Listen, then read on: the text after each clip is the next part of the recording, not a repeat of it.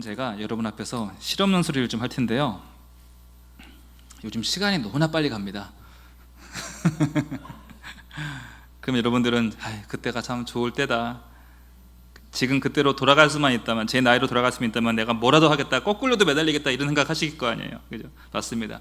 저는 여러분들 보시기에 정말로 좋은 때를 살아가고 있고 꿈처럼 여겨질 그런 나이 가운데 서 있습니다.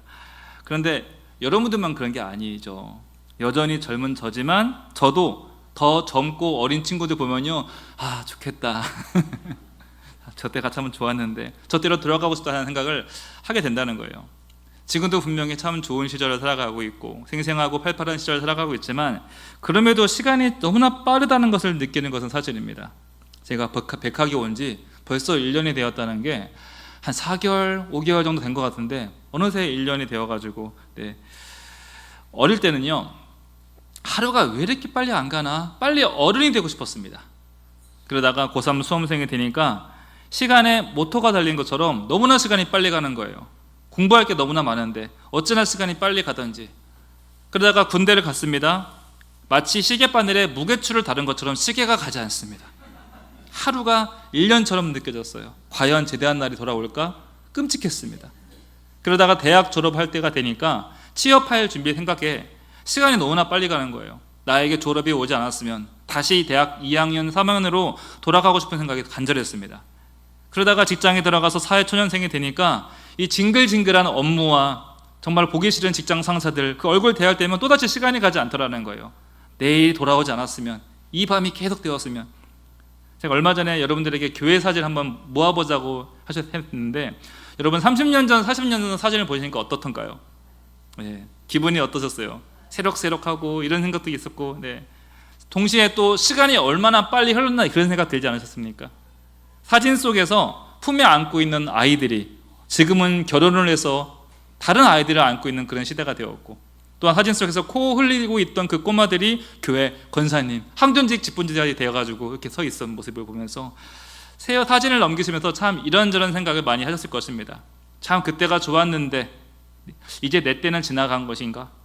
내가 그때 조금만 더 일찍 알았더라면, 조금만 정신 차렸더라면 내가 이 나이에 뭘 할 수 있을까?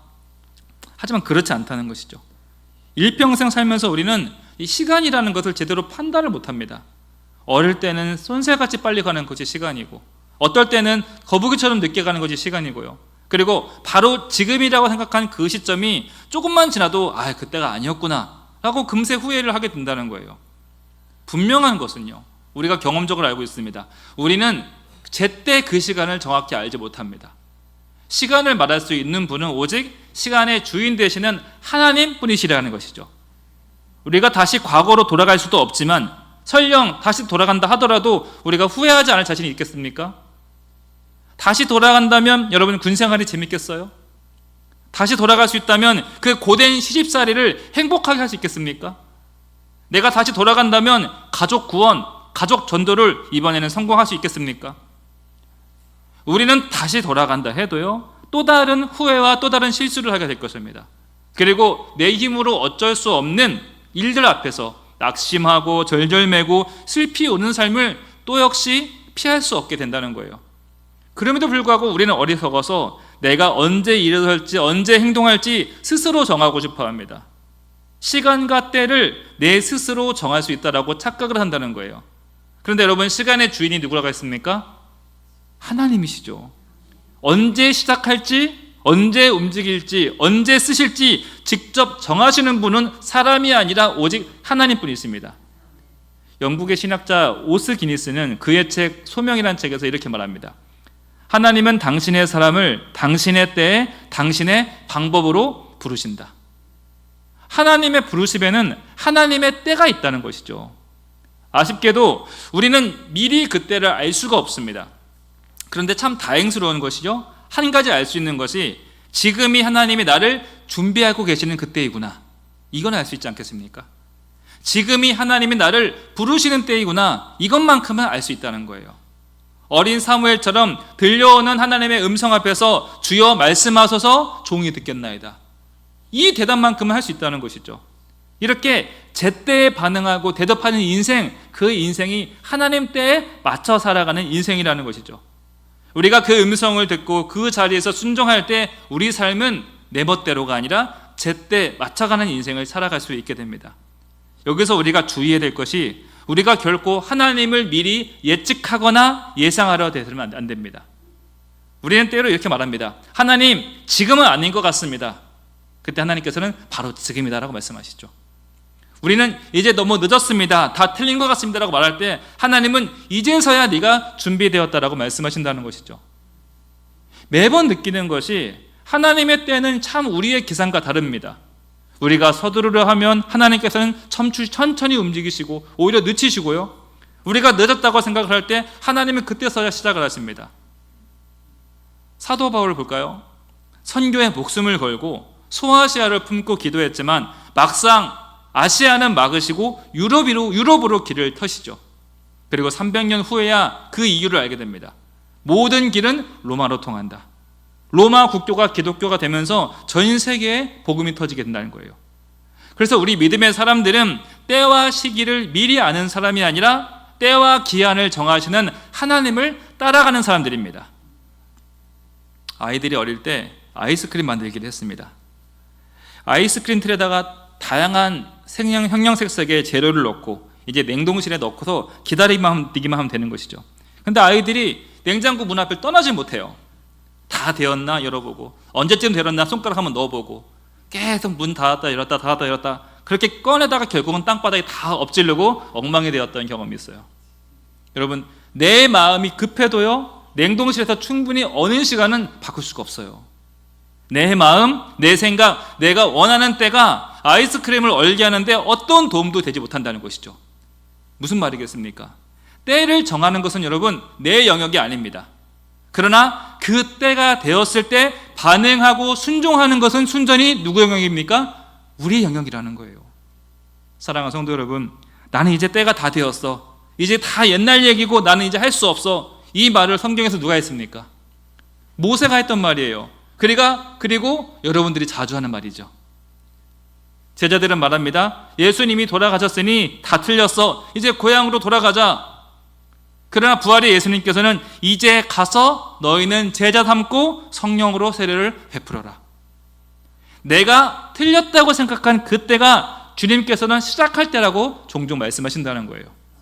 그래서 내가 생각하고 내가 계획한 때를 신뢰해서는 안 됩니다. 물론 우리가 계획을 하고 준비하는 삶은 너무나 중요하지만 잠언 16장 9절 말씀이죠. 사람이 자기의 길을 계획할지라도 그 길을 인도하시는 분은 하나님이시다. 여러분, 경영하시는 분은 하나님이십니다. 우리는 시간을 결코 안다고 말할 수 없습니다. 장담할 수 없습니다.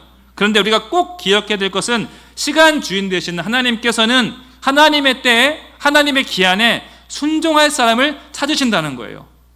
어떤 사람을 찾으신다고요?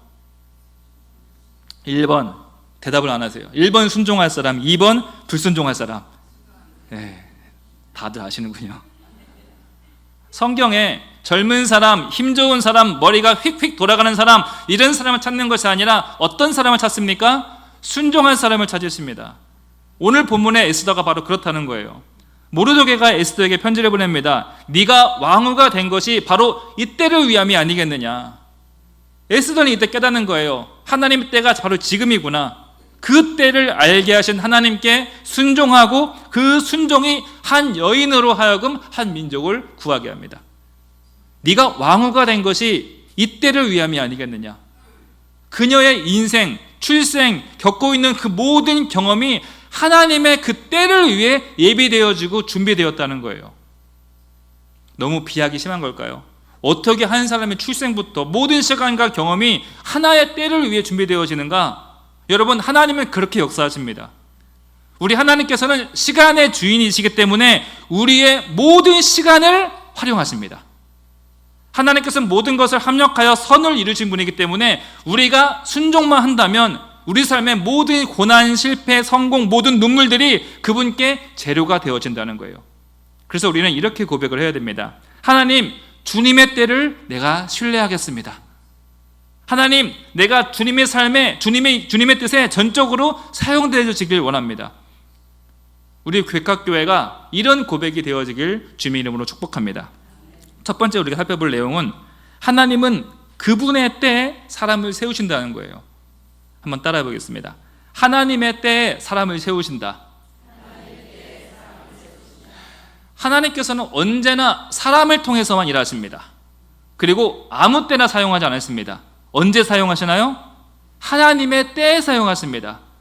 하나님의 때에 하나님이 눈여겨보시고 준비시킨 사람을 세워주신다는 거예요. 그때가 언제인지 우리는 알 수 있어요? 없어요? 없습니다. 왜냐하면 그분의 시간은 느려 보이지만 엄청 정확하고 빠를 때가 있고, 동시에 엄청 빨라 보이지만 상당히 느리게 천천히 움직인다는 거예요. 그래서 하나님께서도 시간이란 뭔가요? 베드로후서 3장에 이렇게 나와죠. 하루가 1000년 같고 1000년이 하루 같다. 하나님께서는요, 하루를 1000년처럼 사용하시고 1000년을 하루처럼 사용하십니다. 모세를 생각해 보세요. 젊을 때 혈기가 있었습니다. 내가 나라를 구하겠다는 그 의지 하나가 넘쳤습니다. 그리고 지금이 바로 그때다, 내가 움직일 때다 생각했지만 어떻게 됩니까? 그 결과는 사람을 죽이고 도망자 생활이었다는 거예요. 그가 애굽에서 실패하고 광야로 도망간 나이가 고작 40세입니다. 모든 것을 할 수 있겠다 싶은 나이에 모든 것을 할 수 없게 되어지죠. 그저 하루하루 양이나 치는 노인이 되어갔습니다. 아마 모세의 마음은 이랬을 겁니다. 하나님, 이제 나는 다 끝났습니다. 이제 희망도 미련도 아무것도 없습니다. 하지만 하나님께서는 그 40년 동안 모세를 다듬고 계셨죠. 모세의 손에서 왕자의 지팡이를 빼앗는 대신에 그 손에 양들을 이끄는 목자의 지팡이를 넣어주셨다는 거예요. 그리고 힘이 다 빠지고 바짝 마른 떨기나무 같은 상태가 되었을 때 하나님께서 말씀하시죠. 이제 가라. 네가 준비가 되었다. 80세입니다. 여러분, 사람의 눈에는 은퇴하고도 한참 지날 나이에 하나님의 눈에는 이제서야 네가 시작할 때가 되었구나라고 하나님께서 말씀하신다는 거예요. 이것이 하나님의 시간입니다. 내가 생각했는 멈춤의 시간이고 경험이 단절되어지고 잃어버리는 시간들이 있습니다. 정말 지우고 싶은 순간들이 있고 다시 돌아가서 뭔가 바꾸고 싶은 그런 순간들이 있지 않습니까? 하지만 하나님께서는 그 모든 것들을 사용하셔서 우리를 준비시키시고 쓰임받도록 인도하신다는 거예요. 벌써 새벽에 보면은 바람이 찹니다. 겨울이 다가오고 있습니다. 겨울이 되면은 모든 게 멈춘 것 같습니다.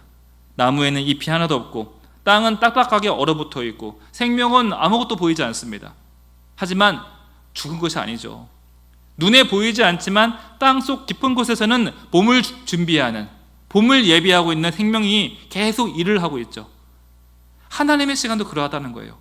우리 눈에는 멈춤 같아 보이지만 그 속에서 하나님은 계속 일을 이루시고 만들고 계신다는 거예요.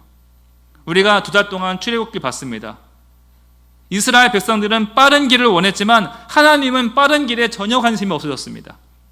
너희가 돌아가더라도 우리가 자라나게 하는 길, 불과 10하루 길이지만 40년이 걸리더라도 우리가 하나님을 인격적으로 만나고 하나님의 사람으로 만들어지는 길을 보내주신다는 것이죠. 여러분, 우리 인생, 자신의 인생만 생각해 보십시오. 왜 하나님께서는 그때 나를 이렇게 머물게 하셨나? 왜 이렇게 내 인생을 돌아가게 하셨나? 그런 싶을 때가 있지 않습니까? 근데 여러분, 그 돌아가는 길이 하나님께서 우리를 다듬으시고 단단하게 만드는 하나님의 손길이 있는 길이었다는 거예요. 여러분, 집안 문제로 그리고 자녀 문제로 몇 년을 기도해 본 적 있으십니까? 있으시죠. 그런데 참 아무런 변화가 없을 때가 있습니다.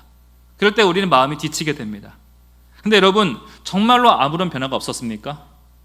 그 오랜 기도와 기다림 속에 하나님께서는 내가 구하고 있는 그 문제가 아니라 나를 먼저 변화시키시기를 시작하신다는 거예요.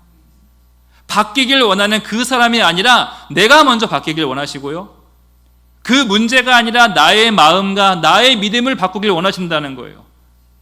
내가 원하는 일의 결과보다 내가 용서하는 사람으로, 기다려주고 품어주는 사람으로 나를 바꿔주신다는 것이죠. 한 교회에 목사님이 부임하셨는데요, 이 목사님이 너무 설교를 못하시는 거예요. 같은 목사가 이런 말하기 참 뭐하지만 저보다 더 못했던 것 같습니다. 단에만 올라오면 사시 넘어 떨듯이 발발발 떨고 있는데 본인도 불안하고 성도들도 너무나 불안하고 중간에 있는 사모님은 얼굴을 푹 숙이고 있고 이렇다는 거예요. 또한 성도들도 무슨 설교를 하는지 도무지 알아들을 수가 없고 그렇게 서로 간에 힘들기만 하니 예배드리는 모든 사람들이 다 불안해했다는 것이죠. 근데 그 교회 성도님들이 참 성숙했던 것이 매번 끝날 때마다 목사님 설교 참 잘 들었습니다. 은혜 잘 받았습니다. 이게 어떤 의미인지를 떠나가지고 계속 용기를 주고 힘을 주셨다는 것이죠. 목사님 입장에서 성도를 너무 잘 만난 거죠. 누가 하나 뭐라 하지 않고 오히려 몇 년을 기다려주고 기도해 주셔서 나중에 정말로 은혜 넘치는 설교자가 되었다는 얘기를 들었습니다. 당연히 성도님들은 매주마다 매일마다 목사님을 위해 기도했을 것입니다. 근데 그때 하나님께서 어떻게 응답하셨을까요? 만약 우리가 하나님 제발 저 사람 좀 바꿔주세요, 하나님 제발 이 상황 좀 변하게 해주세요라고 기도를 한다면 하나님께서는 그 기도를 들으시고 먼저 변해야 될 것부터 손을 대신다는 겁니다. 여러분, 하나님 보시기에 뭐가 먼저 변해야 되겠어요? 정말로 하나님의 바람대로 우리가 늘 변화되고 늘 회개하고 늘 감사하는 삶을 살아가고 있습니까? 만약 우리가 진작에 주님의 마음을 쏙 드는 사람이 되었다면 예수님께서 십자가 들리실 일은 전혀 없었을 겁니다. 하나님은 우리가 변화되기를 가만히 기다리고 계신 것이 아니라 차라리 내가 희생하자, 차라리 내가 죄를 담당하자, 내가 십자가를 지자, 우리의 변화만을 마냥 기다리지 않으시고 먼저 가서 우리를 살릴 수 있는 방법으로 자신을 희생하셨다는 것이죠. 여러분, 이것이 바로 복음 아니겠습니까? 마찬가지입니다. 상황이 변화되길만을 기도하지 마시길 바랍니다. 그 상황을 뛰어넘길 기도하는 사람, 내가 먼저 변화되길 기도하는 사람이 되어야 된다는 거예요. 그래서 우리의 믿음 안에는 반드시 하나님의 때가 있다, 하나님의 방법이 있고 하나님이 정하신 순서가 있다, 이 믿음이 반드시 있어야 되는 거예요. 여러분, 자연을 보세요. 자연도 하나님의 때에 전적으로 순종하죠. 코스모스가 절대로 봄에 피는 일은 없습니다. 또한 사과가 봄에 열리지 않습니다. 하나님의 우리 인생도 그렇게 다루신다는 거예요. 지금은 보이지 않지만 하나님의 때가 되면 어련히 우리 인생에 잎이 날 것이고 열매를 맺게 하실 줄 믿으시길 바랍니다. 그래서 우리 인생 가운데 더디게 느껴질 때마다 지금 나를 다듬고 계신 거구나, 내 기도가 응답이 늦어질 때마다 지금 하나님께서 나 먼저 만져주고 계시는구나, 하나님께서 지금 내 자녀와 내 남편을 품을 수 있도록 나를 먼저 만지시는 중이시고 내가 그 문제를 극복할 수 있도록 나를 변화시키고 훈련시키시는 중이시구나. 전도서 3장 1절 말씀이죠. 범사의 기한이 있고 천하만사가 다 때가 있나니. 그리고 이사야 60장 22절 말씀입니다. 여호와께서 자기 때에 속히 이루시리라. 사랑하는 성도 여러분, 늘 하나님의 때에 순종하며 내가 지금 무엇을 해야 될 때인가, 그리고 지금 이때 하나님께서 나에게 무엇을 원하실까, 깊은 기도와 묵상으로 나아가는 저와 여러분 되시길 축복합니다. 그렇다면 이런 하나님의 때라는 안경을 쓰고 에스더 이야기를 함께 잠시 볼 텐데, 우리가 두 번째로 드릴 메시지는 하나님이 부르실 때 하나님께서는 순종하는 사람을 쓰신다는 거예요. 함께 따라해 보겠습니다. 순종하는 사람을 사용하신다. 계속 강조하는 것이요, 하나님에게는 하나님의 때가 있다는 거예요. 그리고 그 때에 순종하는 사람을 통해서 하나님께서는 일을 하십니다. 이렇게 하나님은 일은 언제나 이 때와 순종하는 사람이 만날 때 하나님의 뜻이 이루어지는데, 성경을 보면요, 역사적인 순간마다 사람이 등장하죠. 믿음의 사람이 등장합니다. 하나님께서는 사람을 세우시고 그 사람을 설득하고 은혜 주시고 결국은 순종하게 하셔서 그 일을 이루시다는 거예요. 여러분, 우리 하나님 상당히 집요하십니다. 스스로 할 수 있으시면서 굳이 연약한 사람을 사용하시고요, 그 사람이 순종할 때까지 기다립니다. 그리고 그 순종을 통해서 일을 하신다는 거예요. 그리고 하나님의 이 의지는 결코 꺾이지가 않아요. 그럼 여러분, 하나님의 이 의지가 분명하니 사람에게 필요한 것이 무엇이겠어요? 순종의 마음이죠. 주님, 제가 하겠습니다. 주님, 부족하지만 제가 한번 나가 보겠습니다. 하나님께서는 이 말을 계속 기다리시고 길을 열고 계신다는 거예요. 그중 대표적인 인물이 바로 오늘 읽었던 에스더입니다. 에스더는 고아였습니다. 우리 백학교의 에스더 여전도에는 왜 에스더라는 이름을 졌나요? 예뻐서 그런 걸까요? 네. 그것도 맞는 것 같고, 네. 아무튼 에스더는 고아였습니다. 왜 예쁘다는 말을 했을 때 아무도 반응하지 않나요? 네. 제가 볼 땐 예쁩니다. 네. 모르드게라는 사람의 양녀로 길러지게 되고요. 훗날 하나님의 섭리로 페르시아 대제국의 왕후가 됩니다. 이방 여인이 다른 나라의 왕후가 되어진다는 것, 여러분 쉽게 생각할 일이 아니죠. 우리나라 생각해 보세요. 우리나라에 외국인 출신, 외국인이죠. 외국인 국회의원, 총리, 장관 있었습니까? 단 한 명도 없었죠. 어려운 거예요. 3,000년이 훨씬 더 지난 그 당시에 외국인 신분으로서 가장 강력한 나라의 왕후의 자리에 오른 것은요, 하나님의 의도 없이는 불가능하다는 거예요. 그러니 에스더라는 이 에스더의 이 자리는 개인적인 영화나 축복이 아니라 쓰임의 자리였다는 것이죠. 당시 포로 이스라엘은 하만의 계략으로 인해서 민족 전체가 몰살당할 위기가 됩니다. 모르드게가 에스더에게 서신을 보냅니다. 우리 14절 말씀 함께 다시 한번 읽어보겠습니다. 이때 내가 만일 잠잠하여 말이 없으면 유다인은 다른 데로 말미암아 노임과 구원을 얻으려니와 너와 내 아버지 집은 멸망하리라. 네가 왕후의 자리를 얻은 것이 이때를 위함이 아닌지 누가 알겠느냐 하니. 무슨 말을 하고 있는 겁니까? 에스더야, 지금 네가 존재하는 이유가 바로 지금이다. 지금이 네가 왕후의 자리에 앉은 그 이유가 나타날 시간이다. 지금 너의 자리는 우연이 아니라 하나님의 예비하심이라는 거예요. 이 모르드게는 에스더의 사명을 정확하게 말을 하고 있는데, 이 말을 들은 에스더 입장에서 마음이 어땠을까요? 너무나 두려웠을 겁니다. 왕에게 찾아가서 왕의 마음을 바꾸라는 거예요, 이 내용이. 특히나 왕이 불러야만 갈 수 있는 것이 그 당시의 왕실의 법도였습니다. 그리고 그 법을 어기고 스스로 왕에게 찾아간다는 것은 바로 차명의 죽음을 의미했다는 것이죠. 하지만 그때 에스더는 그 때를 놓치지 않고 이렇게 순종하죠. 16절 말씀, 이렇게 편지를 보내죠. 당신이 가서 수산에 있는 유대인들을 다 모으고 나를 위하여 금식하되 밤낮 3일을 먹지 말고 마시지도 마소서. 나도 나의 시녀와 더불어 이렇게 금식한 후에 규례를 어기고 왕에게 나아가리니 죽으면 죽으리이다. 에스더는 지금 자신의 용기를 붙잡은 것이 아닙니다.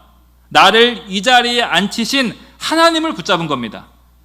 나에게 이 편지를 읽게 하신 하나님의 뜻과 하나님의 그 의지를 붙잡은 거예요. 그리고 금식하며 엎드린 그 결단의 한마디, 죽으면 죽으리이다. 이 순종의 결단이 민족을 살리고요, 악이 지배하는 역사의 흐름을 바꿔놓게 되더라는 것이죠. 여기서 놀라운 영적 진리가 있죠. 하나님이 준비하신 그때에 사람이 순종으로 반응하면 하나님의 생각은 현실이 된다는 거예요. 여러분, 만약에 에스더가 순종하지 않았다면 어떻게 됐을까요? 그 기회는 다른 사람에게 넘어가는 것이죠. 촛대가 옮겨진다는 것이죠. 하지만 에스더는요, 그 기회를 놓치지 않고 내가 지금 일어서야 될 때이구나, 지금을 위해서 나를 하나님께서 준비시키셨구나, 이 믿음의 결단이 하나님의 뜻을 현실로 바꿔놓게 된다는 거예요. 여러분, 우리가 종종 하는 고백이 있죠. 우리가 먼저 그의 나라와 그의 의를 구하게 하소서, 주님의 뜻이 이루어지게 하소서.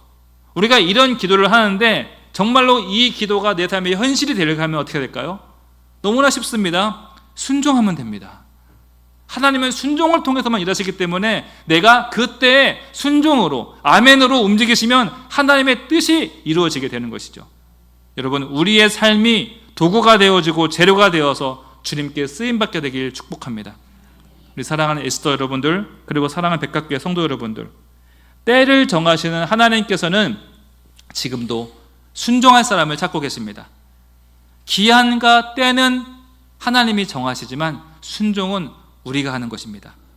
여러분들이 서 있는 그 자리, 속한 모든 것, 보냄받은 자리, 무엇 하나 우연이 아닙니다.